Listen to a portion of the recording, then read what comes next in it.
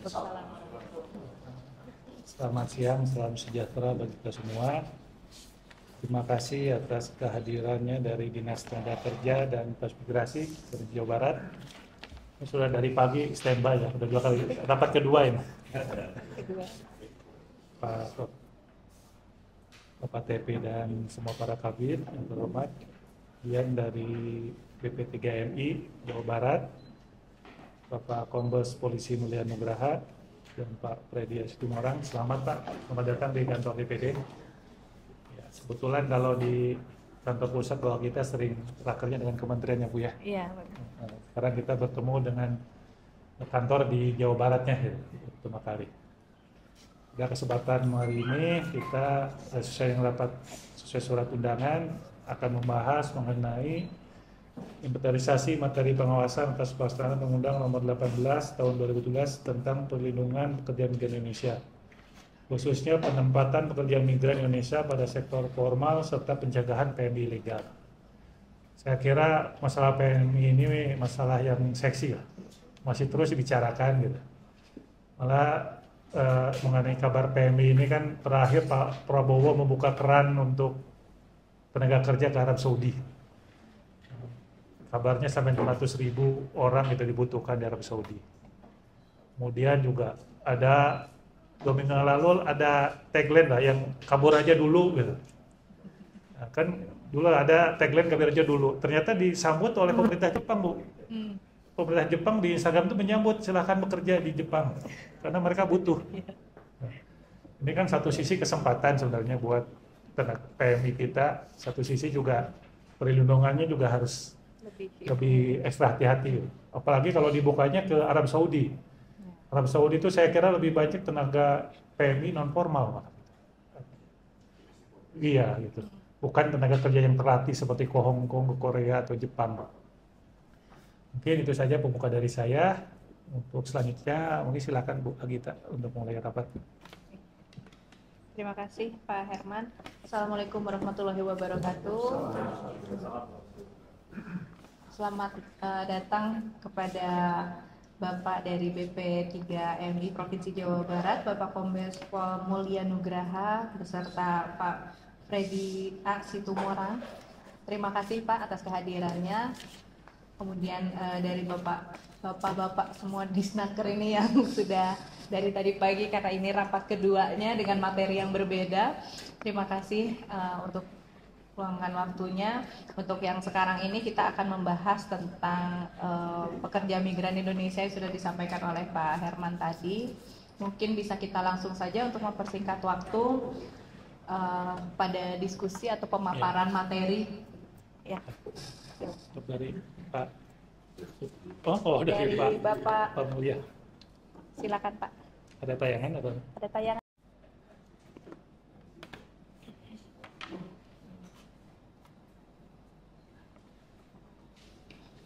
Baik, terima kasih. Assalamualaikum warahmatullahi wabarakatuh. Yang terhormat Ibu Agita Nurfianti, Bapak DPD RI, yang kami hormati Pak Herman Hermawan, kemudian Pak Kadisnaker Provinsi Jawa Barat serta jajarannya. Kami didampingi oleh Pak Freddy dari Kepala Tim Penempatan di BP3 Jawa Barat. Terima kasih Bu sudah mengundang kami, mungkin bahas terkait BP3MI Jawa Barat ini. Ya, selalu bersinergi juga dengan Dinas Tenaga Kerja di Provinsi Jawa Barat, di mana memiliki tugas yaitu perlindungan terhadap pekerja migran, baik perlindungan sebelum, sesaat, dan sesudah. Nah, perlu kami sampaikan untuk perlindungan sebelum itu, yaitu kami melakukan pengawasan terhadap lembaga penempatan dan lembaga pendukung penempatan, di mana ini kita jangan sampai warga masyarakat yang ingin bekerja ke luar negeri mendaftarkan di perusahaan yang salah atau LPK yang salah. Karena banyak juga pengaduan kepada kami, mereka sudah membayar untuk ke negara tertentu tapi tidak diberangkatkan. Ini banyak sekali laporan itu. Kemudian yang kedua juga pencegahan PMI non prosedural. Ini juga berdasarkan laporan-laporan masyarakat kepada kita, mungkin salah satu keluarganya menyampaikan bahwa tidak mengizinkan untuk berangkat ke luar negeri, akhirnya kita melakukan pengembangan, mengetahui di mana penampungannya, lalu kita melakukan pencegahan. Termasuk juga kita melakukan pencegahan di bandara.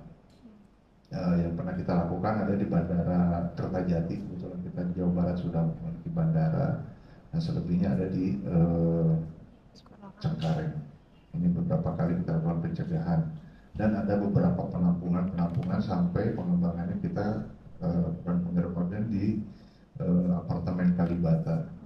Ini upaya-upaya pencegahan yang kita lakukan, perlindungan sebelum, kemudian perlindungan selama bekerja, yaitu kita melakukan layanan pengaduan dari PMI, baik keluarga juga mungkin atau PMI-nya langsung, kemudian penanganan permasalahan PMI, kemudian ada fasilitasi klaim jamsos asuransi, kemudian layanan re-entry, ini untuk perlindungan selama bekerja. Dan yang ketiga itu perlindungan sesudah bekerja. Ini ada layanan kepulangan dari debarkasi sampai ke daerah asal. Ini biasanya baik itu yang bermasalah, kemudian yang meninggal dunia, sampai dengan yang sakit. Selanjutnya ada layanan pengaduan dan fasilitas pemenuhan hak. Biasanya sudah kembali, mungkin hak-haknya belum diberikan, masih ada sangkutan dengan tempat pekerjaannya di negara penempatan, kita bantu untuk pengurusan. Kemudian ada fasilitas pengurusan perawatan PMI sakit dan meninggal dunia. Kita juga ada kendaraan ambulan untuk penjemputan. Apabila yang meninggal langsung kita antarkan ke daerah asal. Untuk yang sakit biasanya kita rujuk bekerja sama dengan Rumah Sakit Polri di Kramat Jati. Atau mungkin yang bersangkutan ingin langsung ke rumah sakit di daerah asalnya juga kita antarkan. Selanjutnya ada layanan perlindungan hukum, ekonomi dan sosial. Ini untuk perlindungan hukum itu kita ada pendampingan bagi pekerja migran Indonesia yang mungkin mengalami permasalahan. Kita dampingi untuk pelaporan ke aparat penegak hukum, dalam hal ini Polda maupun Polres. Kemudian ada layanan perlindungan secara ekonomi. Kita juga ada program pemberdayaan PMI Purna. Jadi yang Purna mungkin yang bersangkutan punya modal, kita berikan pelatihan agar bisa mandiri dengan pelatihan kewirausahaan. Dan yang terakhir juga ada layanan perlindungan sosial. Kita ada bantuan dan santunan yang diberikan kepada baik PMI yang meninggal maupun yang sakit dengan jumlah nominal tertentu. Dan yang terakhir adalah pemulangan PMI yang non prosedural yang tadi saya sampaikan. Itu mungkin 3 hal yang perlu kami sampaikan kepada Ibu Agita untuk kegiatan yang dilakukan di PP3MI Jawa Barat. Terima kasih.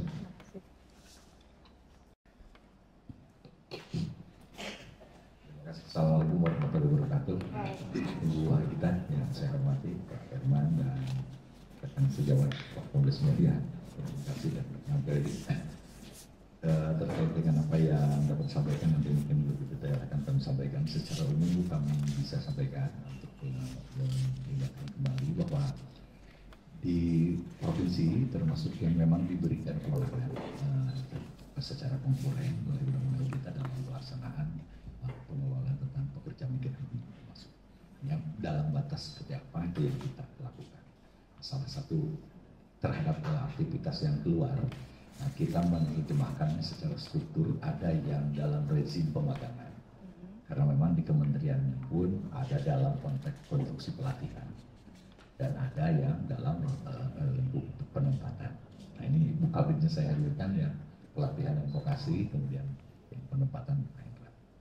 Jadi karena ketika menjadi masalah, orang membacanya itu PMI, mau magang, mau kerja juga, kira-kira begitulah.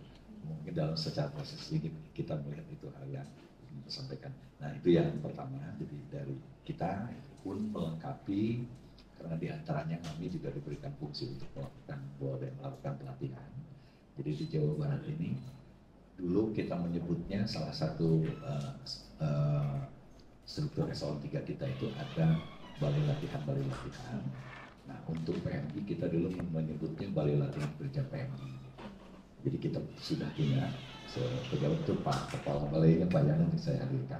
Karena memang kita pun diizinkan dan bahkan menjadi bagian dari tugas untuk melakukan proses pelatihan termasuk dalam konteks pengiriman ke luar dalam konteks persiapannya. Yang kemudian hari ini pada saat itu memang harapannya seperti itu dari kementerian, kita pun sudah merubah diri menjadi lembaga terpadu layanan satu atap PSA PMI. Jadi secara struktur kami sudah begitu, hanya secara fungsional belum. Nah, hari ini tentu kita menunggu dengan perkembangan yang saya kira karena juga ada perubahan kebijakan ketika PMI menjadi kementerian sendiri misalnya. Jadi Pak Kombes ini punya menterinya lagi terpisah dengan kita. Biasanya satu menteri kita dalam komunikasi. Nah kita sedang menunggu seperti apa. Tentu saya kira dari sisi kita kami termasuk yang menganggap tepat sebetulnya.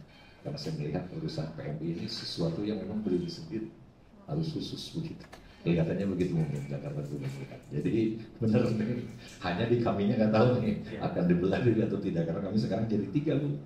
Transmigrasi kan berdiri sendiri lagi. Nah, jadi saya punya 3 menteri sekarang. Nah, yang transmigrasi apa lagi belum. Nah, kita masih nunggu saat ini dengan penyesuaiannya itu. Nah, berangkat dari sisi itulah maka apa yang kita lakukan dalam konteks PMI secara itu betul. Kalau walaupun saya baru menemukan istilah yang kaitan dengan desa emas migran gitu, belum kita kenal. Tetapi yang selalu secara umum saya sampaikan kaitannya dengan masalah yang selalu timbul tentang kePMI ini soal yang kita sebutnya non prosedural, publik ilegal. Jadi kalau tadi yang memang mulai dengan moratorium dibuka tanpa kajian gitu ya Pak Herman ya buat kita, saya kira jangan-jangan terjadinya banyak karena memang disumbat.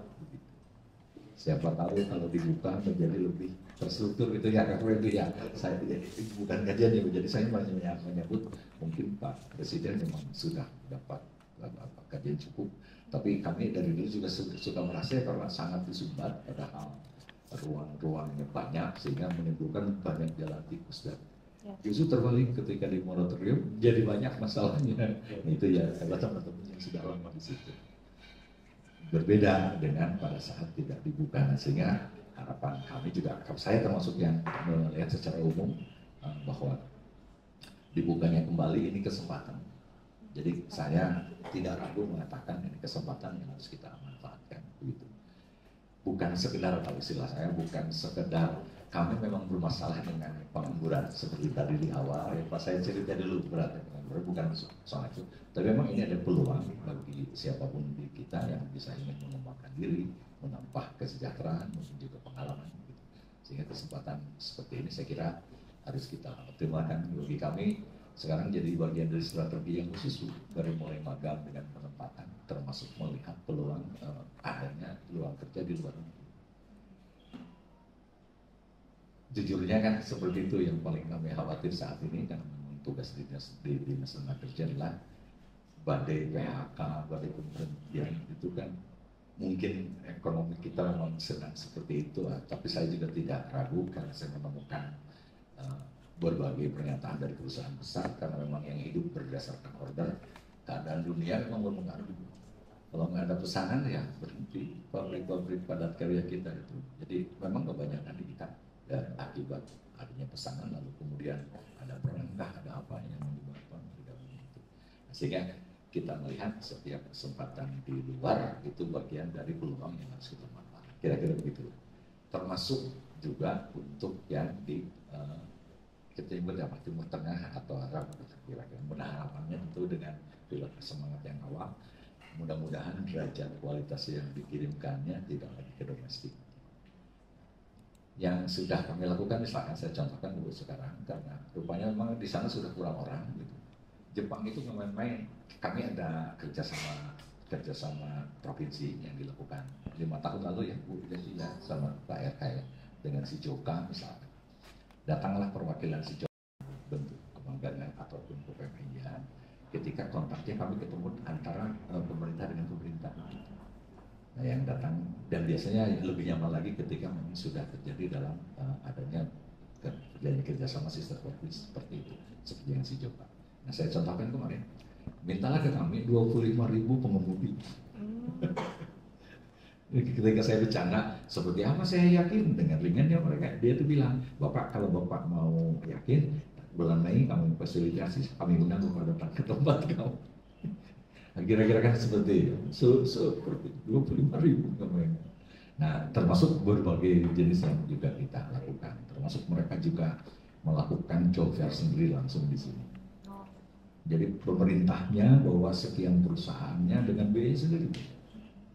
Ya karena Jepang milihnya juga di Savoy ya, udah kali keberapa tuh? Kemarin saya ikut dulu kali kedua lah saat saya di sini di Savoy, ngerekrut sendiri tidak banyak sih, tapi kan ya, poinnya bahwa mereka butuh dan orang juga ada yang minat.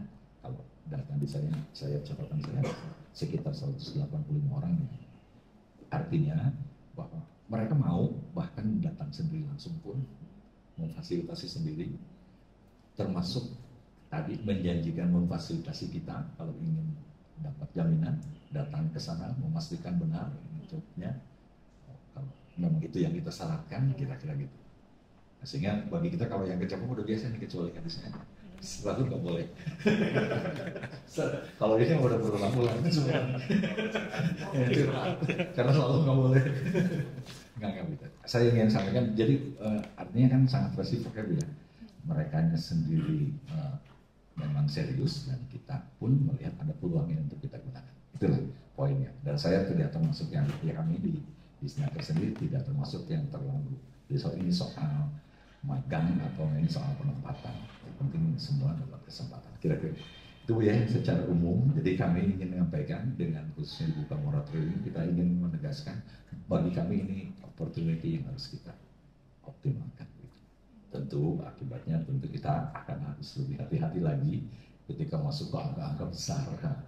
Berangkat 6.000 lagi nanti dari Jawa Barat berangkat sekian lagi. Bagi di lingkungan kita di Jawa Barat memang hal itu tidak luar biasa. Jadi jumlah besar biasa. Ya sekali berangkat kemarin Jepang, Pak Menteri sampai mau memberangkatkan kemarin karena LPK kita yang punya SO itu 571 berangkat magang ke Jepang. Jadi kalau ditotal-total angka kita itu sekitar 41 ribuan ya tahun kemarin yang sudah diberangkatkan. Jadi begitu dibilang 6.000 sama Presiden buat Jawa Barat itu biasa. Karena sudah puluhan ribu yang kita lakukan. Hanya saja betul Bu, jadi saya sangat terima kasih atas saya kira ini perhatian yang spesifik tentu dari Ibu khususnya karena terhadap masalah PMI yang non prosedural itu kita sepakat Ibu ya harus diolah, tidak boleh terjadi gitu. Kisah sedih kami terakhir kita ngurus ada satu PMI kita yang ada di Arab dan sekarang akan dieksekusi di hukum Pancung karena ada masalah pidana sana. Tetapi Kementerian Luar Negeri jadi dari Direktur Perlindungan saya sampai bertemu langsung dengan Pak Yudan namanya karena mungkin melihat menilai bahwa apa yang disangkakan yang bersangkutan itu membunuh anak dari majikannya menurutnya diragukan sehingga merasa perlu untuk melakukan pembelaan. Jadi, berbeda dengan kalau tim hukum kita dari Kemenlu sendiri menganggap memang iya dia kejahatan misalkan. Nah khusus yang kasus ini merasa begitu sehingga menggerakkan kita untuk menghimpun dana. Saya juga baru tahu demikian sedang luar biasa di pembimbingan negara ini. Kelas Pak Wiranto waktu itu sebagai ketua One Team Press lah yang memimpin acara itu. Saya diundang hadir, kita sama-sama menggalang anggaran butuh sekian jumlah berapa dia segitu ya 120 miliar masih syarat keluarganya akan dilepas. Nah, kita pun saya dengar terakhir kami juga waktu itu berhasil di Jawa Barat saya bisa mengimpun 1 miliaran orang Karawang juga 600 jutaan dan sebagainya. Kira-kira terhimpun 10 miliar kawan-kawannya terakhir terhimpunlah 20 miliar ya Pak. Hanya masih kurang sehingga katanya Kang Ferry nanti Lebaran akan dieksekusi. Ya, saya dengar begitu. Nah, hal yang seperti itu. Jadi kalau seberapa kita sangat serius terhadap kasus saat ini, begitu kasus begitu kan kita tidak lagi memilah ini prosedur atau enggak prosedur. Yang ada ini orang Indonesia titik. udah urusan prosedur. Karena kalau lihat riwayatnya cenderungnya pasti tidak prosedur. Sudah terjadi masa moratorium dan sebagainya. Seperti itu yang ada di kita. Nah, sehingga memang saya punya satu pengalaman itu, dan bagi Jawa Barat itu bukan kali pertama, Bu. Budunan seperti itu iuran, ya. Iya, dulu zaman tahun 19 bukan kali pertama. Dan kami masih punya ancaman 3 lagi, alhamdulillah. 4 apa 3? 5. Yang juga sekarang posisinya sudah dinyatakan akan yang putus, kecuali ada sepakat untuk dibayar itu apa terbiasa. Jadi namanya sudah ada di PNN. Siapa-siapanya pasti di KPU. Kira-kira begitu. Jadi memang itu yang ingin di luar situasi itu, apa yang sudah kami lakukan selalu pilihan pertama, dan itu selalu berulang. Kita dengan segala cara kita lakukan, selain tadi bagaimana cara aman bersosialisasi, bagaimana cara aman bekerja di luar negeri, dan selalu jadi prioritas kegiatan kami di Disnaker yang dilaksanakan oleh satu bidang untuk berkeliling. Nah, yang terdekat sekarang karena Pak KDM punya program yang pasti diajak nanti. Punya program apa? Cinta, Safari Cinta. Pak KDM punya program Safari Cinta. Setiap Rebo harus berkegiatan di desa. Nah, kami termasuk dinas yang wajib hadir di desa dengan tematik yang kita tentukan. Jadi kami termasuk yang harus. Nah, pasti tematik saya cara bekerja di luar. Nah, itu yang kita gunakan. Nanti giliran lagi keliling. saya setiap Rebo, saya kaget. Jadi setahun ini volumenya tadi hitung-hitungnya nih 39 volume. Pasti saya pilih yang dari sisi kemampuan anggaran sesuai, pas saya pilih yang utama itu. Biar ikut dalam itu kegiatan besar tuh, karena dinas-dinas yang punya layanan langsung wajib dihadirkan oleh Pak Gubernur di setiap Rabu. Kita kebagian itu. Ya, saya kira itu yang saya perlu laporkan, Bu, di atas segala usaha itu. Tapi memang perlu apa ya? Saya sedang menunggu nih perubahan menjadi PMI. Harapan saya, dugaan saya pasti akan ke arah situ, gitu, kuat. Sehingga kami sebagai support, juga posisi kita nih di kabupaten dan kota dalam konteks ke PMI yang ini sebetulnya supporting dari ke PMI yang dalam hal ini oleh BP3MI prosesnya lebih menyerupai supporting. Tapi ketika ketemu kasus ya siapa aja yang duluan ya. Dan itu kan terakhir kita di BIJB misalkan ada sekian orang, kita duga kami punya pengawas yang ada di bandara ada 32 orang ya Pak Rudi ya. Baru tuh BIJB mau operasi.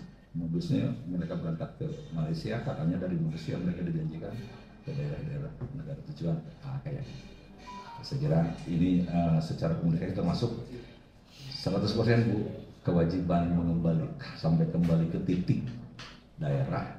Alhamdulillah saya perlu sampaikan cukup baik komunikasi kami juga dengan dinas kabupaten kota, walaupun tidak sangat hierarkis membawahkan, sehingga dari luar tanggung jawab pusat datang ke bandara mana, dari bandara datang ke wilayah kita ya sudah.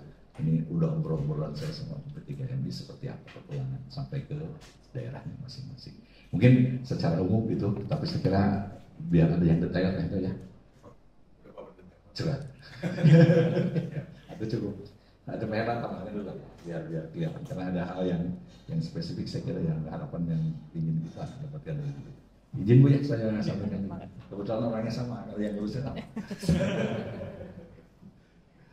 Baik, terima kasih Pak Kadis, mohon izin Bu Anita, Pak Herman, Pak Kombes, rekan-rekan semua yang hadir di sini. Sebetulnya tadi apa yang disampaikan Pak Kadis secara garis besar itu yang memang kita laksanakan di Provinsi Jawa Barat. Mungkin boleh kita berbangga, Provinsi Jawa Barat adalah provinsi pertama yang menurunkan Undang-Undang 18 tahun 2017, bahkan sebelum PP 59 tahun 2021 hadir gitu. Jadi berkejaran hanya berbeda bulan. Makanya akhirnya kemudian dicek lagi di Kementerian saat itu, Kementerian Hukum dan HAM, apakah tidak tumpang tindih dan lain-lain. Alhamdulillah tidak tumpang tindih begitu. Kita punya Perda namanya Perda nomor 2 tahun 2021 sebagai upaya perlindungan PMI asal Jawa Barat. logika berpikirnya begini, Bapak, berkaitan dengan kita yang punya peraturan daerah nomor 2 tahun 2021, kemudian ada Undang-Undang 18, ada peraturan pemerintah nomor 59. Kita merujuk pada tugas pokok dan fungsinya dari gubernur dan bupati. Salah satunya adalah kita harus membentuk sebuah layanan terpadu satu atap yang kita sebut sebagai Jabar Migrant Service Center. Next. Analisisnya begini, ada regulatory analysis, ini kalau tidak salah pasal 40 Undang-Undang 18 tahun 2017 dari pemerintah pusat, kemudian pemerintah provinsi, pemerintah kabupaten kota, dan pemerintah desa. Sebetulnya kan marwahnya Undang-Undang 18 ini kan mempersempit upaya orang disebutkan pelindungan, karena memang pelindungan. Makanya dalam konteks perekrutan itu tidak lagi pada posisi P3MI. Itu barangkali ya Pak Kombes, jadi posisinya selalu ada di pemerintah ya Pak. Sehingga salah satu fungsi dari pemerintah, salah satu provinsi adalah ya tadi mengatur, membentuk layanan terpadu satu atap, kemudian menyediakan bantuan, menyelenggarakan pendidikan pelatihan. Konsepnya supaya PMI ini berjalan prosedural. Jadi cita-citanya regular migration, jadi migrasi yang reguler, tidak terlalu memerlukan banyak pembiayaan, gitu. Itu cita-cita dari Perda ini sesuai dengan undang-undang yang ada. Meskipun saya dengar undang-undangnya sedang digodok untuk dirubah, ya mudah-mudahan perubahannya ke arah yang lebih baik. Karena kan Kepresnya sudah ada di ujungnya Pak Jokowi, Kepres muncul kalau tidak salah, dan itu luar biasa penuh, stakeholdernya penuh sekali. Baik, next. Terus. Bapak Ibu, Bu Agita mau izin, ini data-data yang kita punya sebetulnya memang masih banyak, tapi saya baru berhenti sampai tahun 2020 di Jawa Barat. Sebetulnya secara nasional kita itu nomor 2 kalau dari awal kita pendataan yang ada dari teman-teman BP3MI, dalam hal ini Kementerian P2MI begitu, kita nomor 2 setelah Jawa Timur untuk penempatan, tapi kasusnya nomor 1. Data ini kita lihat bahwa yang ditempatkan, penempatan itu selalu ini Indramayu nomor 1, bahkan nomor 1 di Indonesia juga, kemudian di Kabupaten Cirebon nomor 3 di nasional, tapi kalau di Jawa Barat nomor 2, kemudian Subang, Majalengka, Karawang. Ini istilahnya kantung PMI-nya di Jawa Barat. Next. Nah, bagaimana dengan apa sih sebetulnya kesenjangan yang dipengaruhi oleh kesenjangan yang kemudian kita sinyalir ini adalah ada beberapa faktor berkaitan dengan kenapa pendidikan dan jenis kelamin berbeda di Jawa Barat. Hampir 80% itu perempuan yang menjadi PMI. Tidak, makanya sangat rentan sebetulnya. Posisi rentan itu terutama di daerah-daerah utara, seperti yang tadi disampaikan oleh Pak Kombes. Yang penting itu sebetulnya keluarga yang ditinggalkan. Karena sebetulnya memang itu yang kami akui belum sampai sedetail itu, karena kan definisi operasional PMI itu termasuk dengan keluarga PMI-nya kalau berdasarkan undang-undang, dan itu tentu tanggung jawab kita semua. Next. Nah, ini tadi yang saya sampaikan Ibu, bahwa Jawa Barat terutama di tahun 2019 di COVID itu kasus ini yang tercatat oleh Kementerian P2MI, dulu BP2MI itu ada 2.194 kasus. Sedangkan yang nomor satunya penempatan di Indonesia, yaitu Jawa Timur, justru nomor 3. Gitu. Kemudian apa saja kasus PMI bermasalah diklasifikasikan menjadi 3. Yang pertama pra penempatan, itu sebelum biasanya suka ada kasus juga seperti yang joint operation dengan teman-teman BP3MI, Binwas Tangkap Kemenaker saat itu, pencegahan tangkal dari BIJB ada 18 orang. Ketika sudah dibawa ke kita, bukan rasa terima kasih ya, makanya sih marah. Pak Kombes pertama marah ya Pak, karena kita mau berangkat mau nyari uang gitu, tapi kita cegah. Ya itu situasinya itu. Itu kita bisa lihat sebetulnya ada fenomena yang lain. Dari 5 tadi yang disebutkan berkaitan dengan kantung PMI, ini 5 kantung permasalahan, 5 kabupaten, yaitu Kabupaten Indramayu, Kabupaten Cirebon, Kabupaten Karawang, muncul Kabupaten Cianjur dan Kabupaten Sukabumi. Artinya Kabupaten Cianjur dan Kabupaten Sukabumi sebelum Pak. Next. Nah, di sebelah kanan data analisis kami, di sebelah kanan itu ada Kabupaten Cianjur, Kabupaten Sukabumi. Artinya ada fenomena nampaknya memang Kabupaten Cianjur dan Sukabumi juga mengirimkan, tapi unprosedural gitu, karena tidak tercatat sebagai kartu PMI. Ketika kemudian kami telisik daerah mana saja penempatannya, yaitu tadi yang tadi disampaikan oleh Pak Kadis ke Timur Tengah, Arab Saudi dalam hal ini, domestic workers. Jadi kalau kami sih terlepas dari apapun motif pemerintah pusat gitu, Pak Presiden untuk bisa meloloskan SPSK, sistem penempatan satu kanal, buat kami ini moving forward gitu, bagus gitu. Karena mungkin sepakat dengan Pak Kombes dan Pak Freddy, karena justru ketika ada pemempatan, orang kan nyari jalan keluar. Dan kalau dari sisi itu kita tidak bisa melindungi gitu. Bagaimana kita bisa melindungi kalau kita tidak tahu prosesnya. Itu yang pertama. Yang kedua, kita juga punya kesempatan untuk bisa menurunkan TPT, Bu, tingkat pengangguran terbuka. Karena terus terang salah satu kesempatan kita, antusiasme kita untuk masalah ini itu penempatan ke luar negeri, Bu. Karena seringkali kami sosialisasi ke teman-teman BKK, Bursa Kerja Khusus, membandingkan antara kesempatan lowongan pekerjaan di dalam negeri dan luar negeri itu 3 kali lipat lebih banyak di luar negeri.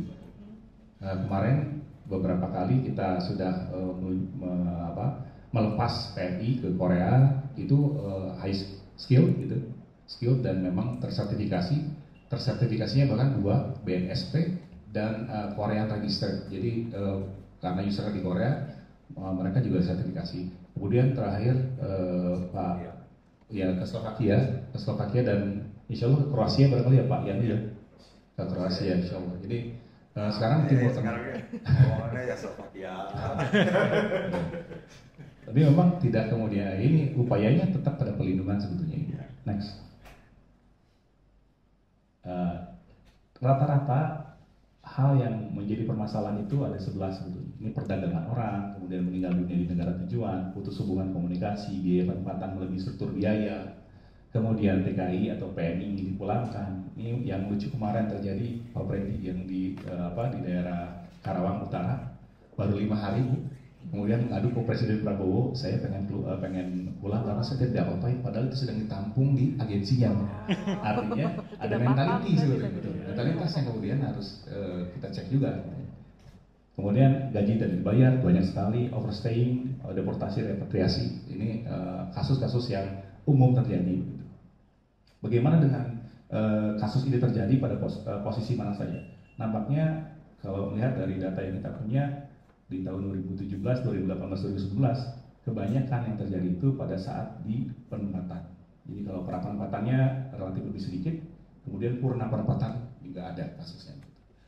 Semisal mungkin saya sudah laporkan ke Pak Kadis, ada di daerah perbatasan Kabupaten Bandung Barat dengan Cianjur, di daerah Desa Baranang Siang, itu Bu, desa yang menurut kami permasalahan pasca penempatannya luar biasa. Banyak yang kemudian menjadi ODGJ. Nah, itu terjadi saat itu kebetulan saya ditugaskan Pak Kadis untuk menyiapkan satu kegiatan padat karya, Bu. Saya ada masuk ke satu desa, desanya banyak sekali ada yang dipasung dan lain-lain. Dan tentu ini jadi PR besar. Next. Kemudian ini datanya, next.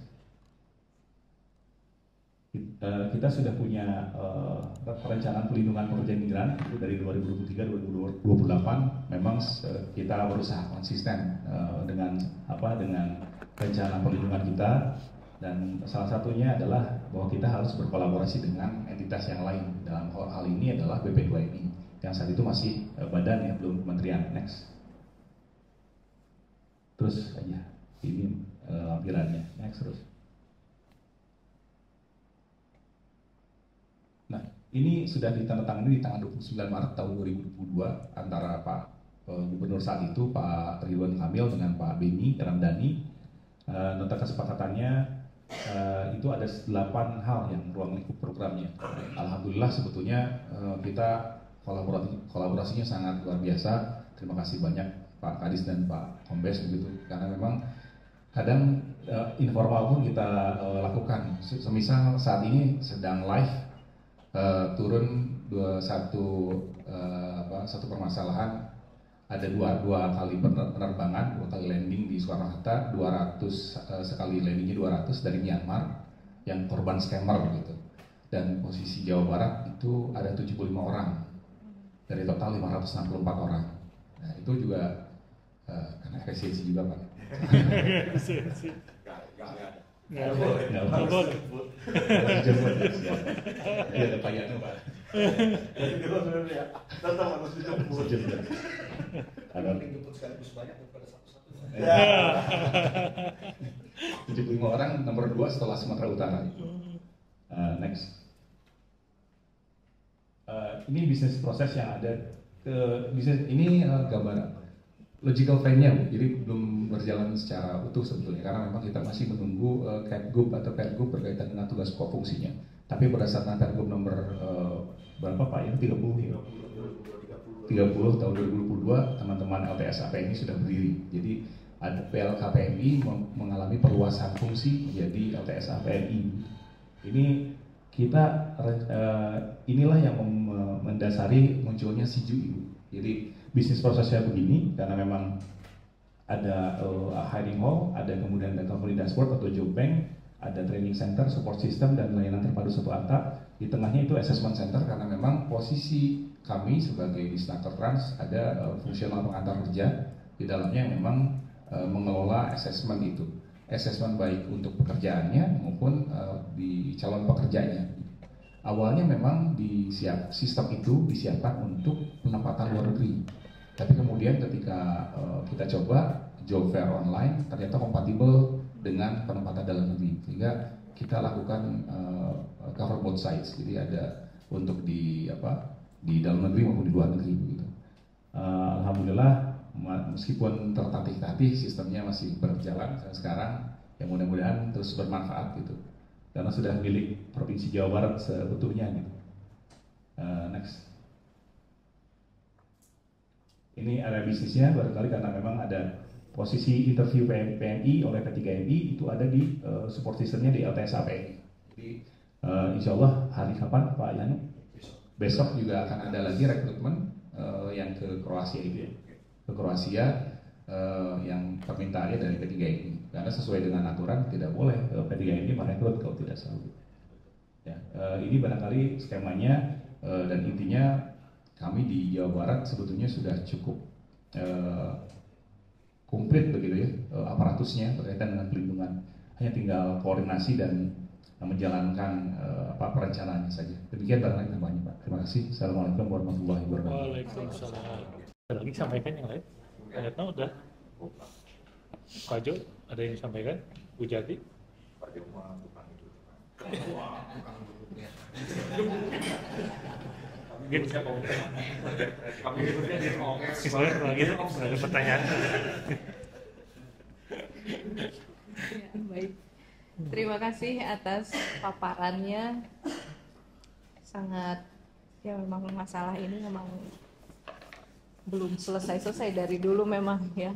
Selalu muncul, selalu ada lagi, tidak lagi itu. Jadi bagaimana mungkin sudah disampaikan tadi dari sebelumnya pun sudah ada pencegahan gitu ya. Tapi apakah mungkin nggak Pak kalau misalkan pencegahan itu mungkin ketika akan pemberangkatan gitu ya, mungkin nggak untuk mungkin ada sosialisasi gitu kepada warga yang memang daerah-daerah kantung-kantung PMI di Jawa Barat ini sampaikan lah gitu. Jadi jangan sampai dia tuh terjebak gitu dalam PMI ilegal gitu seperti itu. Mungkin ada ya diinfokan lah, sering-sering diinfokan supaya jangan sampai tergiur. Mungkin kan dengan tergiur ada punya pekerjaan mau aja gitu, tapi kan nggak tahu gitu bagaimana cara memilahnya yang legal dan yang ilegal gitu. Mungkin bisa diadakan sosialisasi seperti itu juga gitu untuk mencegah gitu. Kemudian kalau yang legal gitu kan pasti ada pembekalan ya Pak ya. Ada pembekalan, ada pelatihan gitu. Nah, pembekalan pelatihan ini apa hanya dalam bentuk yang akan mereka kerjakan nanti di sana gitu, atau ada pembekalan juga bagaimana cara mereka untuk melindungi diri mereka di sana. Kemudian bagaimana kalau misalkan ya apa yang tidak boleh mereka lakukan di sana, aturan-aturan, karena kan berbeda dengan di sini tentunya ya. Apakah itu juga diberikan gitu pelatihan itu selain skill yang diberikan gitu seperti itu. Oke, kemudian dari para pelaku PMI ilegal ini apa sanksi yang sudah dilakukan gitu, tindakan apa gitu yang sudah dilakukan kepada mereka para pelaku PMI ilegal ini. Ini kurang lebih itu saja dari saya. Terima kasih. Silakan Pak.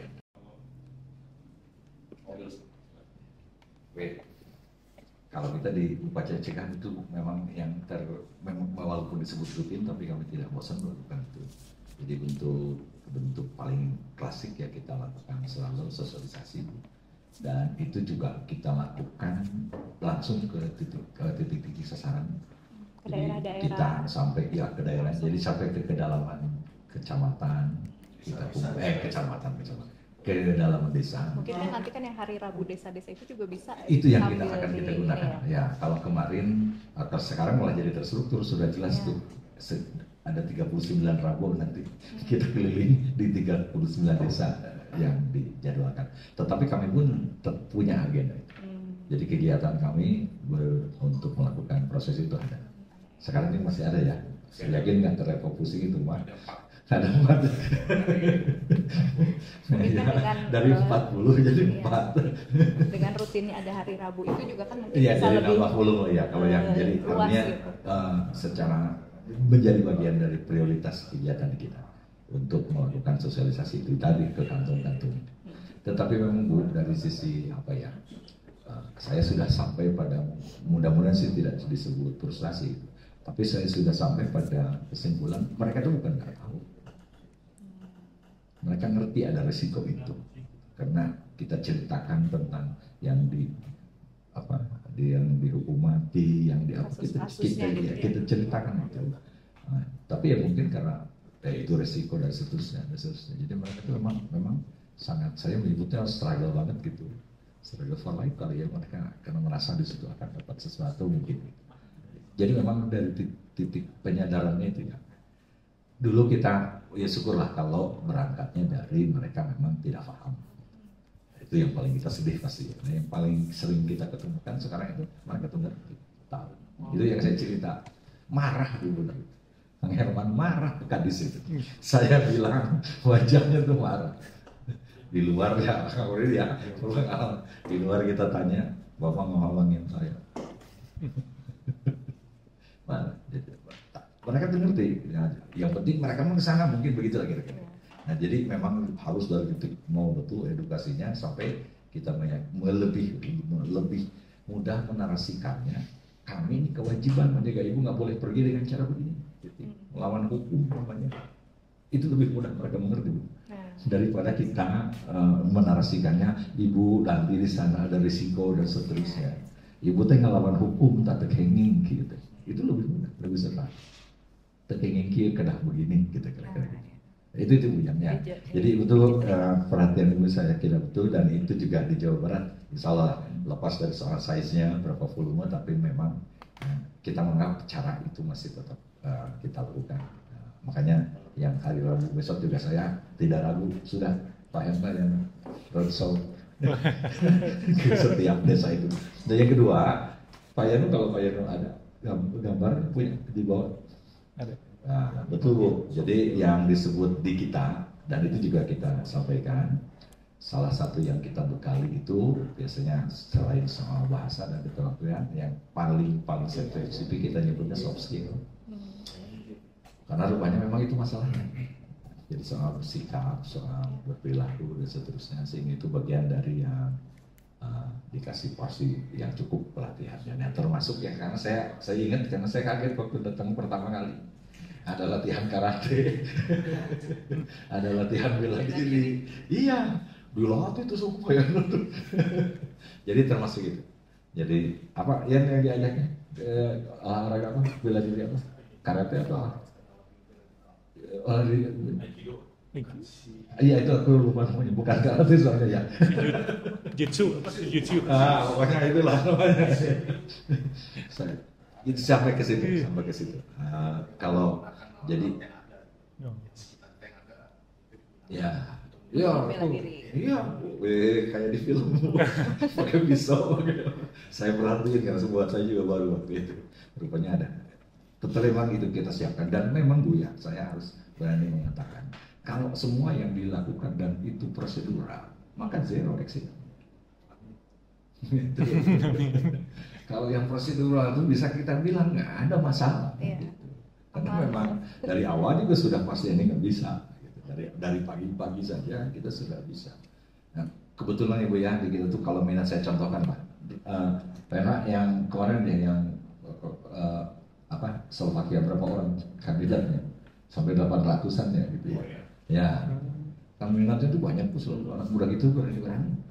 Walaupun selalu saya tanya, pernah punya paspor belum? Pernah terbang belum? Berani Bu terbang 20 jam ke negeri entah berantah di mana. Tapi sekarang saya kodai lihat di YouTube sih bilang ada tuh Slovakia kayak apa. Ada dan artinya dari sisi kita mempersiapkan pun cukup karena minatnya selalu jauh. Kemarin itu 30 ya Pak Yan ya? Yang berangkat itu kan 24 yang berangkat. Itu dari 800-an peminatnya yang datang. Jadi makanya saya sedang yakin baik yang magang ataupun yang lakukan pengembangan karena memang kalau yang ikut dalam prosedur itu dari bahannya pun sudah bisa kita tingkat kesakitan. Itu yang Jepang itu lari berapa keliling menjadi sekian menit berapa keliling 3 berapa kilo ya harus sekian menit di lapang dulu. Pokoknya ada tes kebugaran. Iya 12 menit. berapa berapa kilo pokoknya saya aja Pak. Iya.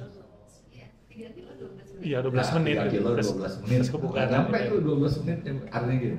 Artinya kalau dari yang kita sebut tadi prosedur itu sudah sangat cukup normal bagaimana untuk memastikan pelindungan kita terjadi dari mulai kekuatan fisiknya.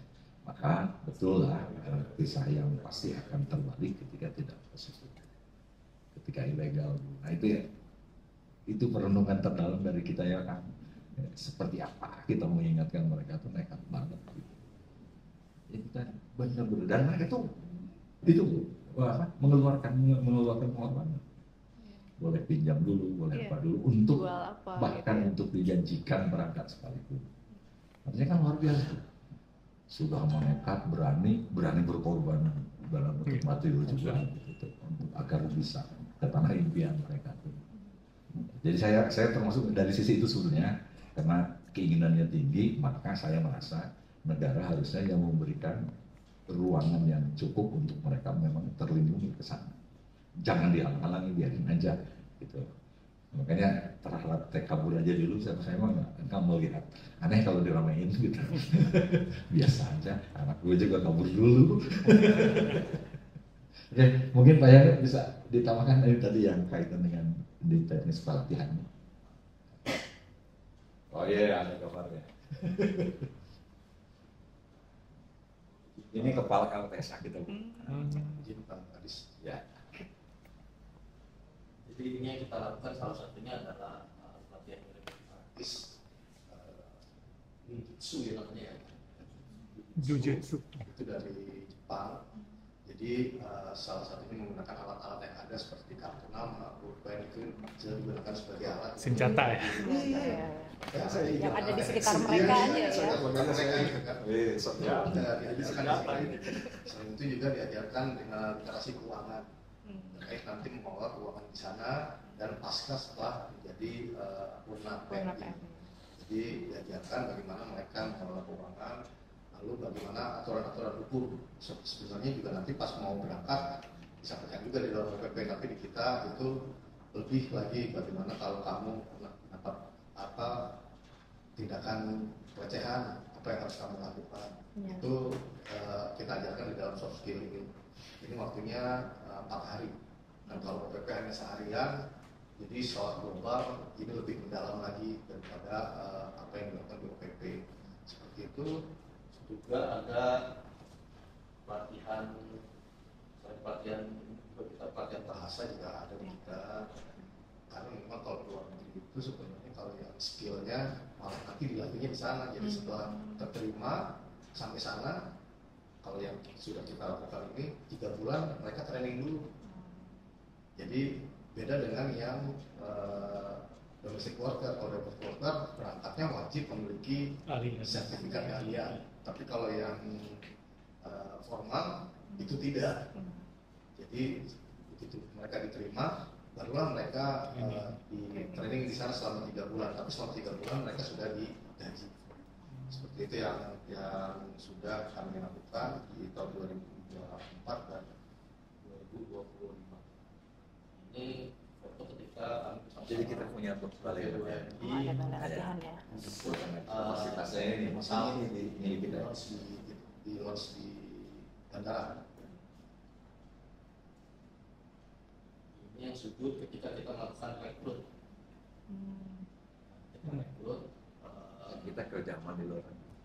Saya selalu Slovakia ini. Oh Jadi iya, karena jumlahnya sangat terlalu banyak, di sekitar Bandung Raya kami lakukan di kantor yang kabupaten lain melalui Zoom. Itu bisa 2 hari sendiri karena jumlahnya banyak sekali. Untuk yang batch kedua juga Slovakia ini jumlahnya ada 1.400. Yang pertama 800, yang batch kedua 1.400. Itu dari yang tadi Pak bilang 800, sebenarnya sudah keterima itu ada 150 dan baru berangkat baru 24. Jadi ini masih dalam proses tahapan berangkat. Karena memang ke Slovakia itu ada sampai targetnya dari salah satu ketiga ini itu sampai 500 para penduduk, sampai 500 orang, dan dia ditarget 50 orang per bulan. Ini kan merupakan tantangan bagi kita kan. Insya Allah mudah-mudahan semakin kesini semakin banyak P3GI yang melakukan hal seperti ini gitu ya. Slovakia, ke Bulgaria, bahkan ke Jerman dan Turki pun ada. Jumlahnya lumayan, peminatnya banyak sekali. Kalau di jumlahnya yang tahun ini saja ya, Slovakia dengan Kroasia itu jumlahnya sudah 1.800-an baru 2 bulan ini. Kalau dari tahun akhir 2024 akhirnya kita melakukan akhir 2024 itu sudah sampai 3.500-an. Jadi sangat efektif sebenarnya melakukan rekrut seperti ini gitu. P3 ini juga merasa terbantu. Mereka jadi terhindar dari calo atau sponsor. Atau sponsor biayanya pasti lebih mahal yang dimintakan ke si CPI. Kalau kami kan biaya rekrutnya nggak ada. Mereka datang hanya sekali ke kita sudah banyak. Kalau sponsor ngasih datang yang cerita dari P3 ini. P3 ini datang sekali datang sponsor ngasih harus 500 satu orang. Jadi ketika sponsor ngasih ke PT ngasih sukses fee ke si calon itu 500.000. Iya. Itu baru masuk. Nanti kalau sudah berhasil dia dapat lagi, satu kepalanya berapa lagi. Jadi biaya operasionalnya sangat tinggi. Makanya biaya penempatan akhirnya banyak yang seringkali over charger. Jadi itu jauh sekali dari yang pesantren yang ditetapkan oleh BPDMI. Karena tadi via kan yang kejadian pernah tahun 2000 berapa ya? Inggris 2023 ya Inggris itu kejadian seperti itu.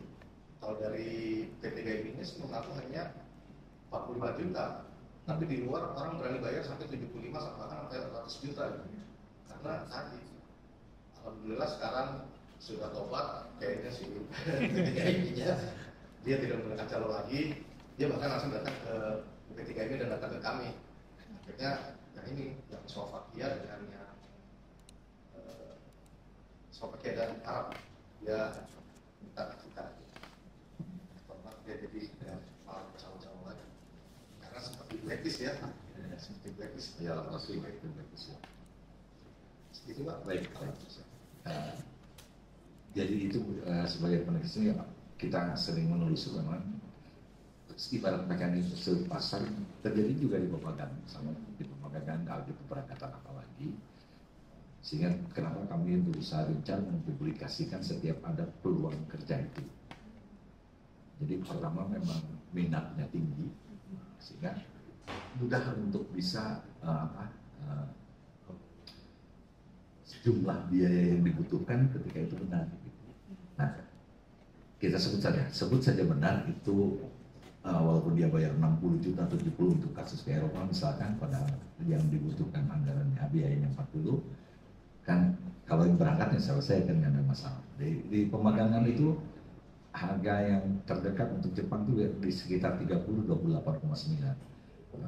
Dan dari asosiasinya PDWN itu bilang ada yang si anaknya itu bilang ada yang dari titik tertingginya 60 sampai 40 mereka membayar ya, karena tadi saya memegang informasinya, saya bilang jadi nyaloin dan sebagainya, mungkin berapa tangan gitu. Nah, tetapi yang luar biasa buat saya luar biasa kan mereka bertemu saling ngobrol, enggak saling marah. Itu yang luar biasa buat saya.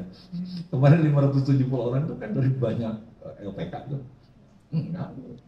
Oh, kamu 30 ya, aku 40. Biasa. Nah, saya menganggap artinya bahwa kecuali kalau yang ketipu ya gitu kan. Artinya ya, memang tinggi betulnya mereka untuk magang sekalipun gitu dengan brand Jepang dan sebagainya. Jadi kepada pimpinan di pusat saya kira betul yang terbaik kita berikan ruang, jangan dipendung gitu. Itulah bentuknya.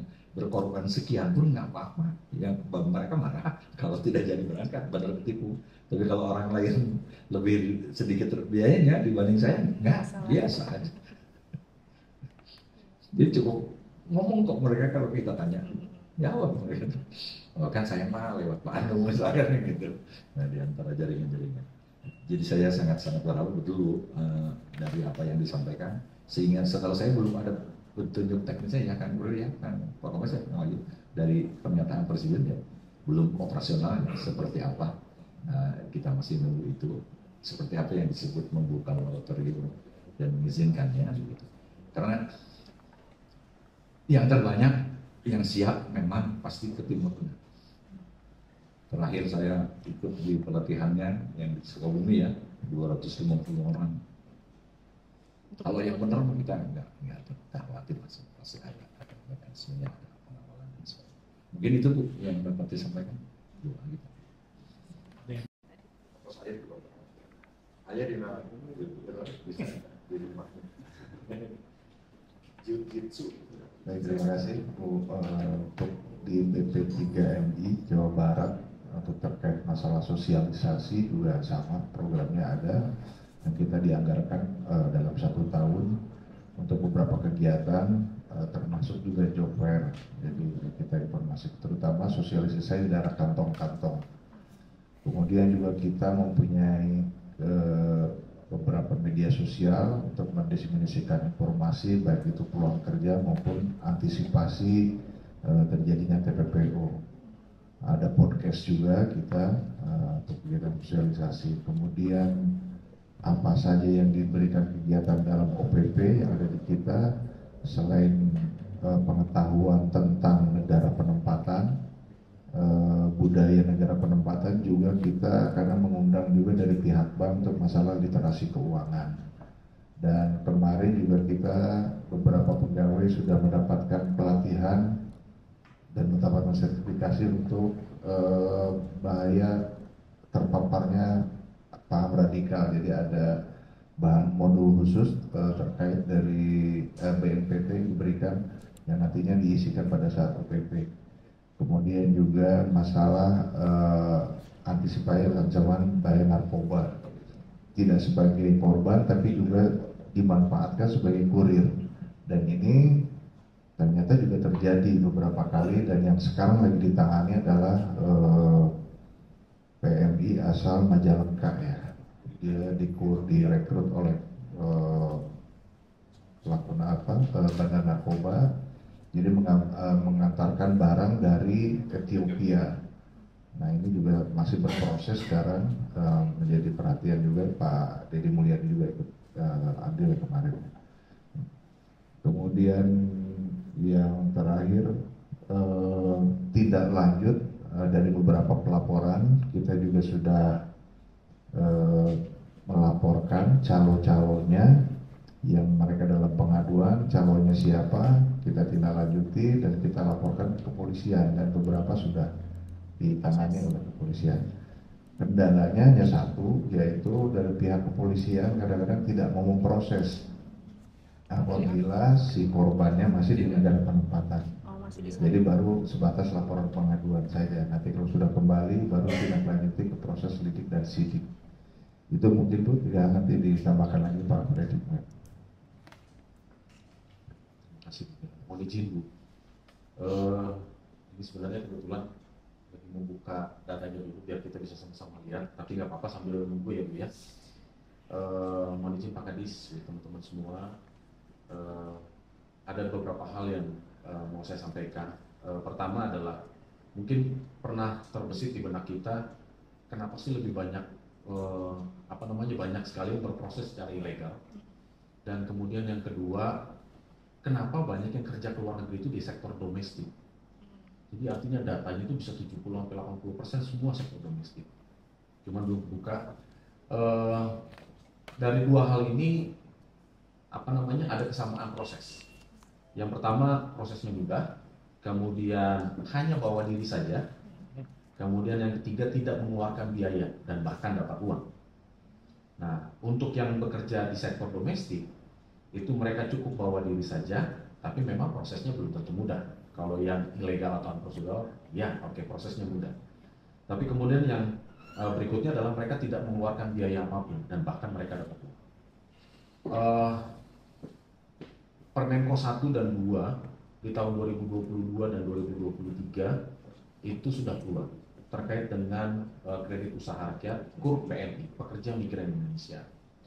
Tapi memang pembiayaan penempatan ini menjadi salah satu kendala juga buat kami, karena kalau kita melihat data kenapa lebih banyak orang yang pergi kerja secara ilegal atau bekerja dengan sektor domestik, ya salah satunya itu karena mereka tidak pusing masalah biaya. Sementara untuk mereka yang bekerja di sektor formal atau bekerja pada pengguna berbadan hukum, mereka punya kompetensi, tapi kendala berikutnya adalah mereka nggak punya biaya penempatan.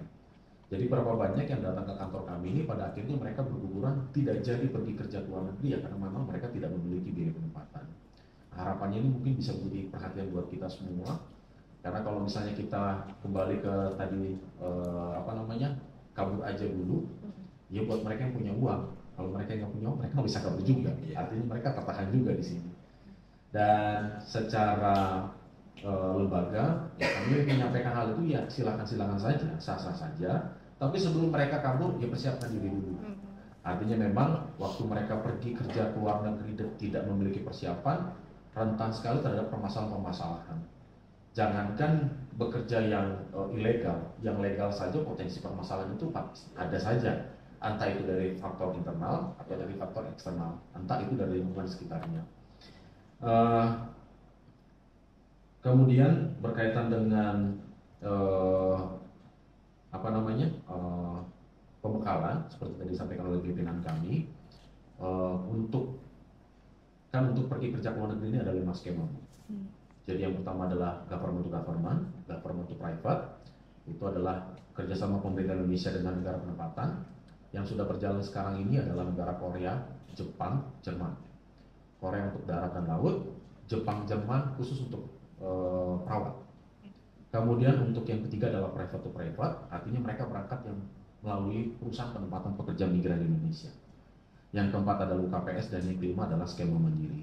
Nah, untuk mereka bekerja di skema G2G atau government to government, itu orientasi pra pemberangkatannya atau pembekalan yang kami berikan itu kurang lebih sekitar 5 hari yang Bu. Tapi untuk yang sektor private to private yang bekerja pada pengguna badan hukum atau pengguna perseorangan itu kemarin itu kami 1 hari. Nah cuman karena ada efisiensi anggaran dan sebagainya, kemudian dipersingkat sekitar 4 sampai dengan 5 jam. Materi-materi yang paling penting disampaikan itu adalah terkait dengan perjanjian kerja, peraturan di negara penempatan, mental dan kepribadian, hak dan kewajiban, serta adat istiadat di negara penempatan. Artinya memang informasi-informasi itu kami sampaikan kepada mereka. Namun pun demikian, latar belakang pendidikan masing-masing PMI ini berbeda-beda. Ini yang bikin kami cukup sulit. Misalnya di satu kelas ada yang mereka lulusan SD, SMP, SMA, kuliah. Untuk yang mereka D3, S1 mungkin mereka dengan cepat nangkapnya. Tapi untuk yang mereka lulusan SD atau SMP, ngomong kenapa sih Pak? Jadi saya udah begitu jauh panjang, ditanya lagi nggak ngerti. Jadi ya mohon maaf, pada akhirnya banyak terjadi permasalahan-permasalahan di luar negeri ya nggak serta-merta karena kami tidak memberikan pelatihan yaitu pembekalan kepada mereka. Tapi memang mereka ini nggak nyampe ke sana. Dan mohon izin pimpinan, beberapa minggu ke belakang kami diperiksa sama Baris Krim Polri. Ada dua hal yang disinggung dalam Undang-Undang 18 2017 di pasal 5 dan pasal 13, yaitu berkaitan dengan pemeriksaan kesehatan dan pemeriksaan psikologi, kemudian kompetensi atau skill. Berkaitan dengan pemeriksaan kesehatan dan psikologi, memang ini menjadi hal yang perlu jadi pertimbangan mutlak bagi kita semua, Pak. Kenapa? Karena banyak yang memang mereka secara latar belakang psikologinya mereka nggak mampu kerja keluar negeri. Meskipun secara pendidikan di atas kertas SMA, SMK, kuliah mereka lulus, tapi ternyata mereka nggak punya mental itu untuk pergi kerja keluar negeri. Dan banyak sekali kami temui bahwa mereka nyampe di negara penempatan baru sebulan, 2 bulan pengen dipulangkan, dan kemudian mohon maaf akhirnya mereka membuat seakan-akan terjadi masalah. Padahal sebenarnya tidak terjadi masalah. Tapi karena ingin pulang ya apapun dilakukan supaya terlihat semuanya tuh dia menjadi korban. Memang ini tidak semuanya terjadi, tapi mungkin ini bisa menjadi pertimbangan bagi kita semua. Manakala mereka ingin pergi kerja ke luar negeri, artinya pemeriksaan psikologi menjadi salah satu yang dipertimbangkan. Kemudian yang kedua, berkaitan dengan kompetensi. Dalam Undang-Undang 18 2017, di dalam Permenaker 9 2019, Perban 7 2022, di situ menyatakan bahwa sertifikat keterampilan ini menjadi suatu dokumen yang paling penting. Sementara berkenaan dengan masalah yang kami kemarin diperiksa, masih ada kendala terhadap sertifikasi kompetensi yang belum sesuai dengan jabatan-jabatan yang di luar negeri. Misalnya contoh, mereka operator. Nah, pelatihan-pelatihan di kita ini belum ada pelatihan khusus spesifik yang dikeluarkan oleh BNSP khusus untuk operator. Karena kenapa? Alat operator kan gede-gede dan masing-masing negara penempatan mungkin alatannya, peralatannya berbeda-beda. Tapi di satu sisi, para penegak hukum ini melihat bahwa manakala sertifikat kompetensi ini tidak dilampirkan, kami salah dalam hal itu. Nah, ini mohon pertimbangan bagi kita semua yang di tempat ini, karena terutama Dinas Tenaga Kerja Provinsi ini kan juga jadi bapaknya kabupaten kota di Jawa Barat. Dan kemarin yang dipanggil itu kami, Pak, saya dengan Disnaker Kabupaten Majalengka. Dan beberapa hal kami coba menyampaikan kepada penyidiknya, dan masalah ini pun kami sudah sampaikan ke atasan kami di pusat. Artinya berkaitan dengan pencegahan PMI ilegal atau mungkin berkaitan dengan meminimalisir permasalahan-permasalahan untuk mereka pergi kerja ke luar negeri, ya salah satunya diantara pemeriksaan psikologi dan kompetensi yang memang sesuai dengan jabatan-jabatan yang di luar negeri. Berkaitan dengan jabatan yang di luar negeri, kurang lebih peluang yang sudah terbuang itu hampir 1 juta. Kalau misalnya Ibu mungkin melihat tadi dan udah ya. Oke, bisa di bawahnya. Mohon izin, Bu. Ini data kami seluruh kawasan. Itu ini versi kami ya. Karena ini belum versi World Bank-nya. Ya, ada 5.268.000 sekian orang di seluruh kawasan. Dan paling banyak itu adalah di kawasan Asia dan Afrika, paling banyak. Untuk Eropa dan Timur Tengahnya itu di peringkat kedua, baru Amerika dan Pasifik. Kemudian kita lihat lagi, peringkat pertama itu dipegang sama Jawa Timur untuk provinsi, secara provinsi, dan kabupaten kota nomor 1 itu adalah Indramayu, jawarannya di Indonesia. Kemudian ke bawah, untuk negara penempatan yang banyak diminati itu adalah negara Malaysia. Jumlah yang ketahuannya saja itu 1.400.000. Sementara hasil kami rapat dari beberapa kali kami pertemuan, mungkin yang ilegal saja itu lebih dari 1 juta orang yang beberapa kali pertemuan. ditambah dengan data 1.400.000. Kemudian untuk kawasan di Asia Afrika, kemudian ke bawah lagi. Nah, untuk skema tertingginya ini masih di skema private to private, sebagaimana tadi yang disampaikan oleh Pak Kabid, Pak Kadis, yang dilakukan oleh BLKPMI, melakukan perekrutan untuk membantu peluang-peluang kerja yang dimiliki oleh perusahaan penempatan pekerja migran Indonesia. Nah, kalau misalnya kita melihat ke bawah lagi, kalau misalnya kita melihat jabatannya, ini tertingginya ini di hostmate, artinya di domestic worker, mereka yang kerja di rumah atau mereka yang bekerja pada pengguna perseorangan. Salah satunya ini tadi saya sampaikan, kenapa? Karena mereka cukup bawa diri saja. Mereka nggak pusing dengan biaya pelatihan, mereka nggak pusing dengan dokumen, udah ada orang ngurusin ini. Tapi waktu saya bekerja pada pengguna berbadan hukum, saya harus mikirin skill saya harus mikirin biaya saya, dan belum, mohon izin Pak Kadis, ada beberapa dinas tenaga kerja kabupaten kota yang mewajibkan bahwa si P3MI-nya ini harus punya kantor cabang di masing-masing wilayah. Nah, jadi ini juga jadi kendala buat beberapa masyarakat. Di Jawa Barat tidak ada, adanya di Jawa Timur setahu saya. Nah, tapi artinya ini kan bisa menjadi salah satu potensi-potensi kendala. Sebagaimana yang sudah dibuat dalam Undang-Undang 18 2017 dan Permenaker 10 2019, salah satu persyaratan untuk buka P3MI itu kan memang mereka menyampaikan ada deposito 1,5 M itu ya. Dan artinya SIP itu berlaku secara nasional. Nah, harapannya kami job-job yang dimiliki bisa dikasih skop P3MI ini. Jadi job-job yang terbuang itu hampir 1 juta.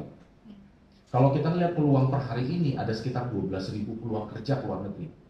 Tapi berapa banyak persentasenya yang diambil peluang-peluang tersebut oleh warga Jawa Barat? Mungkin hanya sedikit, Bu. Kenapa saya bilang sedikit? Karena data tetap membuktikan lebih banyak ambilnya domestic worker. Sementara yang kerja ke Hungaria, Rumania, Slovakia, Polandia, Jerman, Jepang terutama, itu banyak sekali peluang-peluangnya, Bu. Tapi kenapa nggak diambil? Ya karena salah satu kendalanya adalah mereka tidak memiliki biaya pelatihan, mereka tidak memiliki biaya penempatan, dan mungkin juga kendalanya salah satunya adalah orang tua tidak mengizinkan. Sementara seiring dengan berjalannya waktu, mereka kerja di dalam negeri, di pabrik, katakanlah, tapi itu kan hanya dalam durasi tertentu. Artinya begitu mereka umur 24, 25, mereka harus keluar dari pabrik itu. Sudah diganti lagi dengan orang-orang yang baru. Nah, waktu mereka mau mulai lagi pelatihan kerja atau bahasa, mereka udah ngerasa kayaknya gak sanggup deh. Ini artinya bisa menjadi pertimbangan-pertimbangan kita, dan apa yang dilakukan Jawa Barat banyak diapresiasi oleh banyak warga-warga kita melalui Instagram, karena seperti BLKPMI melakukan perekrutan terus mengundang masyarakat Jawa Barat. Yang lain pada nanya, kok di Jawa Timur nggak ada, kok di Jawa Tengah nggak ada? Ya kenapa? Karena memang P3MI meskipun ada surat izin perekrutan, hambatannya mereka sendiri tidak bisa melakukan perekrutan. Artinya memang ada petugas antar kerja dan petugas pengantar kerja yang memang harus terlibat benar-benar totalitas dalam proses penempatan pekerja migran Indonesia ke luar negeri. Dan mohon izin, per hari ini ada 12.822 lowongan ke semua negara. Ini nanti bisa kita sort berdasarkan negara apa yang mau kita cari, kemudian jabatan apa yang mau kita cari.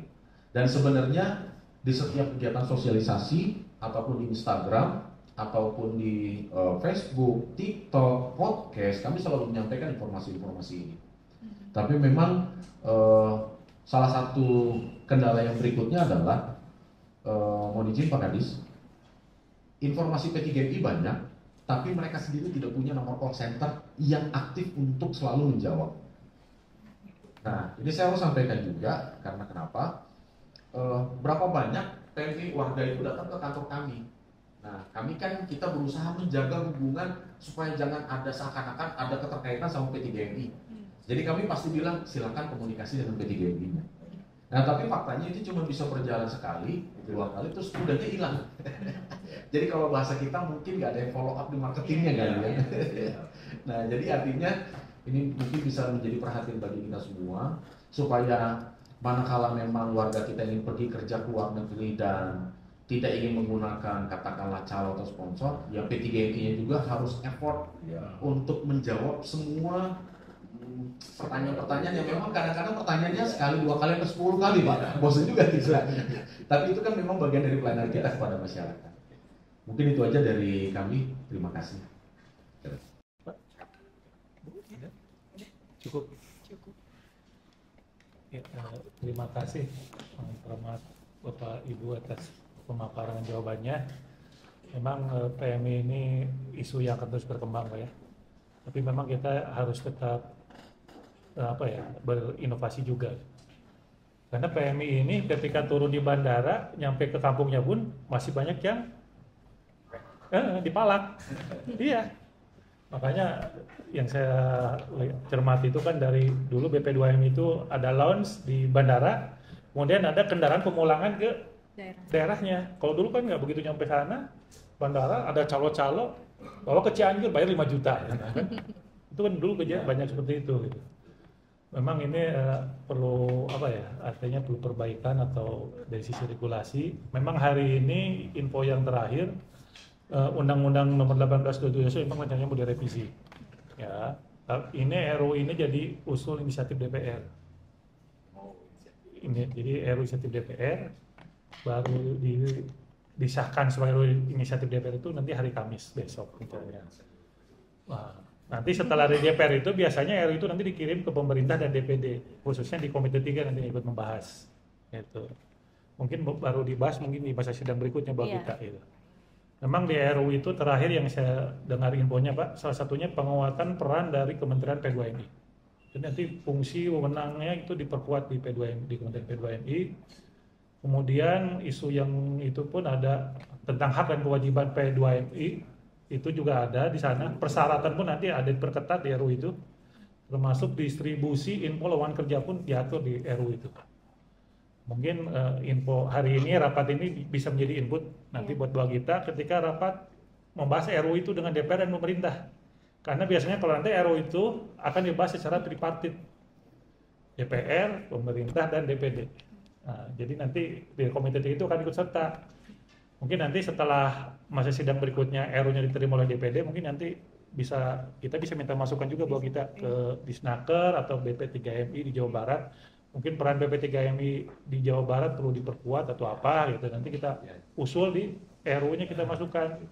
Termasuk bagaimana peran Disnaker provinsi dan kabupaten kota. Kan harus diperkuat juga mungkin di RUU itu. Nah, itu nanti mungkin satu saat Bapak Ibu ketika nanti mungkin bahwa kita akan membahas RUU itu, kami minta info atau masukan gitu. Karena kami pun sendiri belum dapat secara resmi RUU-nya. Karena baru hari Kamis gitu. Itu sudah berseliweran di WhatsApp grupnya para pegiat TNI. Iya. Jadi emang di baliknya udah disahkan sebagai RUU inisiatif, tapi kan harus di paripurna DPR itu tanggal 20.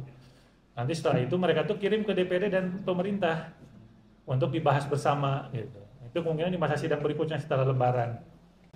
Memang sebenarnya itu ada satu hal saya memiliki juga waktu itu saya sudah sampaikan juga ke Pak PJ Gubernur berkaitan dengan G2G Pak Kombes. Jadi kan G2G ini selama ini yang mengelola adalah Kementerian P2MI, dulu BP2MI Pak.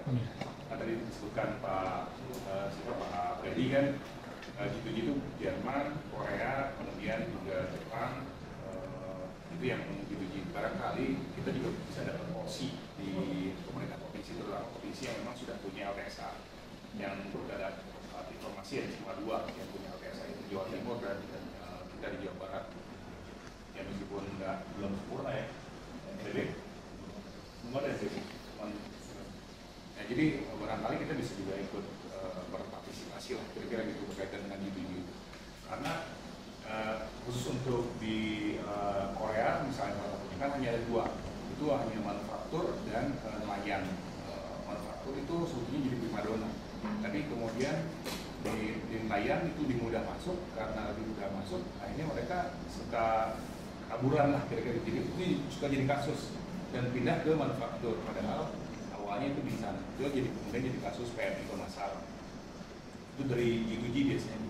Ya ini hanya informasi saja, dan keinginan kami dari Jawa Barat juga sudah disampaikan bahwa kita ingin juga ada proses seperti itu, karena buktinya kemarin alhamdulillah ada kolaborasi dengan teman-teman dengan P3MI di Tasikmalaya, kemudian LPK juga di Tasikmalaya itu pelatihannya diampu oleh pemerintah pusat melalui Kementerian Tenaga Kerja dari Bina Lafotas. Kita bisa dorong ke Korea Selatan dengan visa kayak 7 Pak, kemarin Bapak juga hadir kayak 7, jadi bukan S9, kan visa S9 itu berbeda dengan D7, ini ya 7 untuk professional workers. Itu barangkali Pak. Baik Pak, mungkin itu juga jadi masukan nanti ya buat kita ya, ketika pembahasan RUU. Mungkin nanti juga setelah kita terima RUU-nya secara fisik itu, mungkin nanti bisa di-share ya buat kita ya, ke teman-teman ke BTKPMI atau ke Disnaker gitu. Tapi kan Disnaker Provinsi Kabupaten juga harus ada peran sebenarnya di situ gitu. Penguatan perannya seperti apa gitu. Mungkin itu saja. Ada yang mau sampaikan lagi buat kita? Ya mungkin nanti setelah itu Pak, nanti misalkan ada gitu ternyata yang masukan atau apa bisa secara tertulis juga Pak ke saya nanti di sana saya serahkan berkasnya, bisa saya serahkan langsung di sana. Mungkin itu aja ya. Terima kasih. Alhamdulillah hari ini kita sudah menyelesaikan rapat hari ini. Mudah-mudahan rapat ini membawa manfaat khususnya bagi kita semua, bagi masyarakat Jawa Barat pada umumnya. Terima kasih. Wassalamualaikum warahmatullahi wabarakatuh.